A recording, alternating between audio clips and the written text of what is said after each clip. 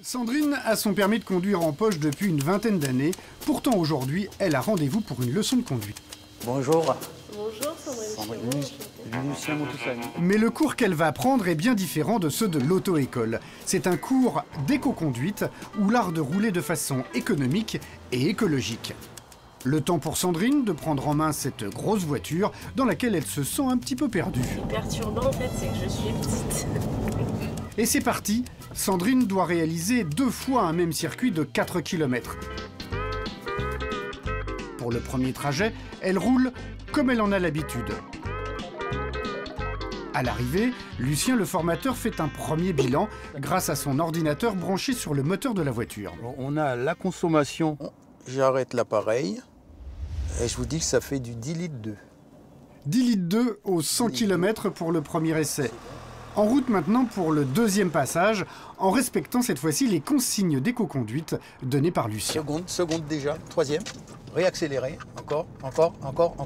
Quatrième, c'est bon, réaccélérer, encore. Cinquième, voilà, et là vous stabilisez. Pour Sandrine, c'est carrément une nouvelle façon de changer les vitesses. Il s'agit de passer les petits rapports très rapidement pour atteindre la 4e ou la 5e lorsque c'est possible.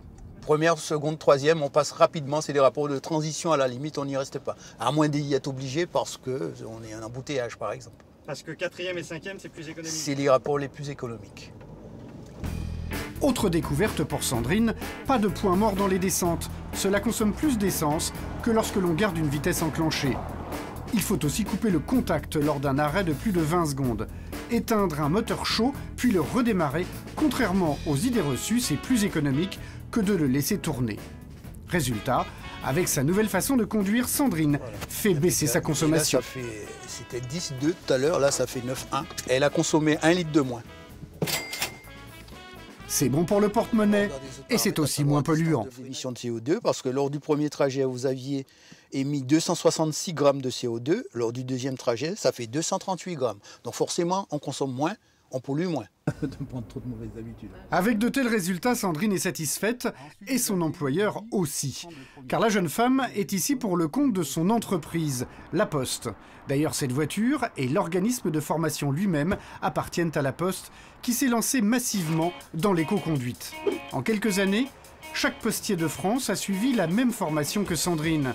Il faut dire que pour une entreprise qui compte beaucoup de véhicules, l'éco-conduite, ça peut rapporter gros. La Poste a environ 70 000 véhicules.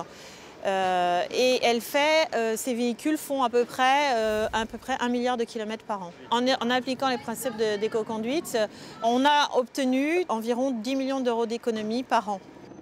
Et ces économies de carburant représentent 10 000 tonnes de CO2 rejetées en moins. En outre, l'éco-conduite favorise une attitude plus prudente sur la route. À La Poste, on a observé une diminution de 10% des accidents. Encore un argument qui amène de plus en plus d'entreprises, comme Air Liquide, la SNCF, Veolia ou EDF, à former leurs salariés à l'éco-conduite.